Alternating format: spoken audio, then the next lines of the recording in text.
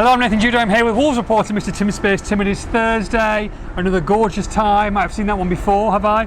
Wow, the shades are out, baby. Sunny. Magnum PI, love it. We're talking forwards today.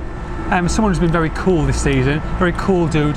Let's start off with the sensational, and I mean sensational, Raúl Jimenez. Spitting on me, man. You can spit on me. Oh, wow. Oh, my goodness. Don't start. Oh, wow. Sorry, what? Jimenez? Yes, Jimenez. Great. Oh. Done really well. Done very well. And the video's been great. Surpassed all expectations, I think. Yes. Became the goal scorer we all hoped he would be. And lived up to his promise. Well, no, surpassed his promise. I don't think there was no promise there. He was a super sub, Tim. What are you talking about? Super sub, decent goal record, but I don't think anyone thought that he would take on the mantle of a 15-goal a season striker. No. But he did it. But not only did he do that, what he brings to the rest of the team with his link-up play, back to goal, passing range, decent in the air. He was a foil for others as well, particularly Jota towards the end of the season. So, surpassed all expectations, and let's see if he can repeat the feat. I mean, that's his big challenge now. Absolutely, but he big smile on his face, plays with it. The fans absolutely love him. The whole Mexican culture, the chants, it's exactly what you want. You want to have, I mean, it's great to have a midfielder, a defender, but someone to get really behind your striker, and that's exactly what he is, and he loves it. Yeah, well, as with almost every club, you know, there's a big tradition of number 9s here, and he's the latest in that line, and let's see if he can make himself a bit of a Wolves legend.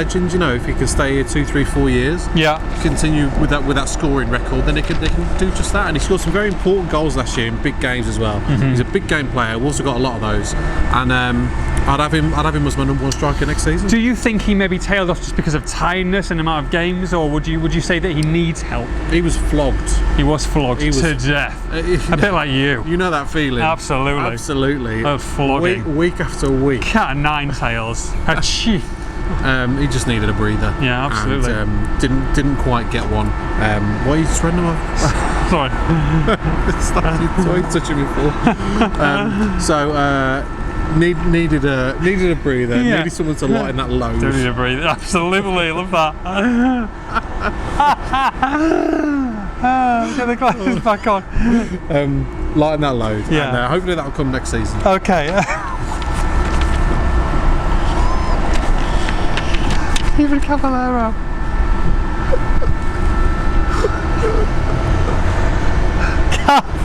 Cav. This will be explained in a podcast coming near you. Caballero. Oh, disappointing. Oh, sorry. Oh, God. Caballero. A bit hit and miss, really, I think. Yes, it was, absolutely. I think people expected a bit more from him, given the impact he's... Come on. Okay, sorry. Fired blanks. What I would say, don't start. What I would say with Caballero is that he didn't really get the run of games that he wanted to show what he could do. You know, Jota, Costa got those first kind of 10, 11, 12, 13 games between them. Unfortunately for Cab, he was injured at that time and coming back to full fitness, so he never really got that run of 5, 6, 7 games to show what he can do. And every player needs that to get the best out of them. Whether you're a goalkeeper, a striker, or whatever, you need that run of games to get to your optimum level and your proper match sharpness. So, and do you think that's what showed towards the end of the season when he did get a bit of a chance? Because you know that he's lauded as the best finisher at the club, and yet he got some golden opportunities. And is that just rustiness? Is that the pressure that he's bringing on because he's not playing? That maybe he's snatching. He hasn't got that calmness that he did in the Championship. Yeah, I'd agree with that. Burnley away was a key one. And I think you're right.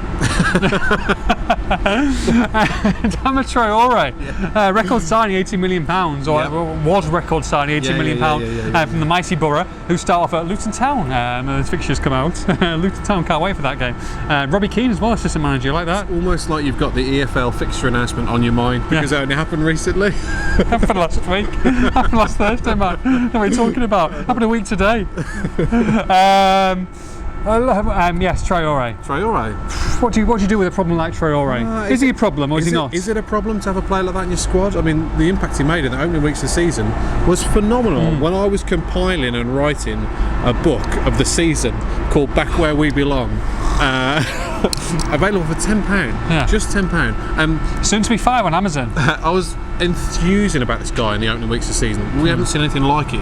You've seen him at Middlesbrough before, but we haven't seen anything like it at Wolves. Maybe ever, because he's so unique with that pace. What you would say with him is the end product wasn't quite there. And what you'd also say with him, did it improve as the season went on? Did we see him whipping over superb crosses in the second half of the season? I think there was a slight improvement, but we needed more. Again, as we said with Dendoncker yesterday, like that. I like that. Very good. Very good. A full pre-season under Nuno could do this guy the world of good. From what I gather, he's here to stay, and whether that's as a wing back or as a forward, we'll wait and see. But he's got so much in his locker that you can't let him go after one season. He's worth persevering with, definitely. Is Helder Costa worth persevering with? There's a player in there, but it's been too. Harry Douglas back. Bunny. It's been 2 years. No, it's Bunny. It's all going on today.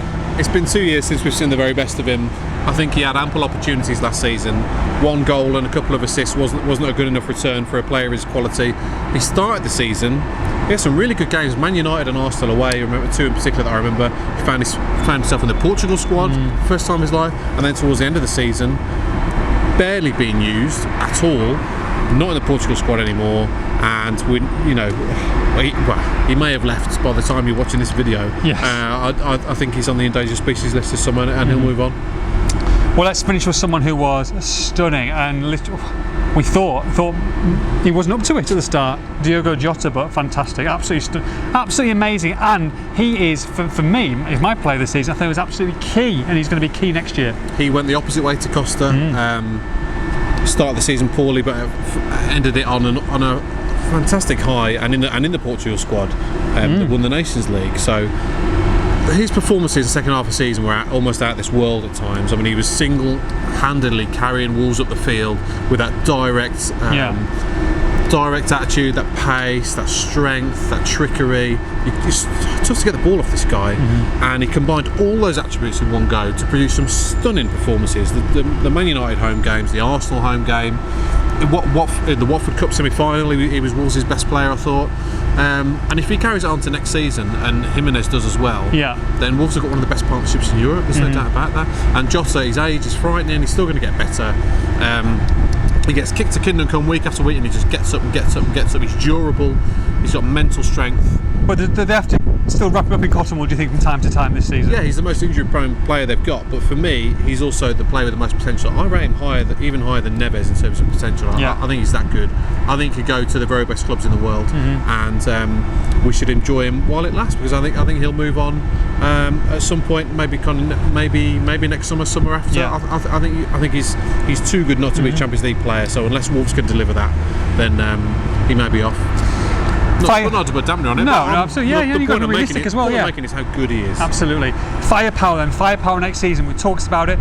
It has to happen, surely. We know Leo Bonatini's, at this moment in time, still a Wolves player, but there has to be 1 or 2 forwards you would expect to come in, or strikers. Let's not say forwards, but strikers. Do you think to lighten the load? Yeah, they've got Bonatini. I'm not sure if there's any standout from the under-23s that can come in. I mean, we've seen Ennis made his debut last year. Benny Ashley Seal went for an unsuccessful loan spell in Portugal, and I'm not sure if there's anyone from that under-23s that's going to step up at this moment in time and do something in Europe. Brighton Bakari's the maverick. We know Wolves like him and want to keep him and want him to sign a new contract. Could he do something in the Europa League? And you never know what can lead on from there. Yeah. But no, in general, they do need reinforcements. If Costa and or Caballero go, obviously they both need to be replaced. They need a backup for Jimenez. So this is probably the area.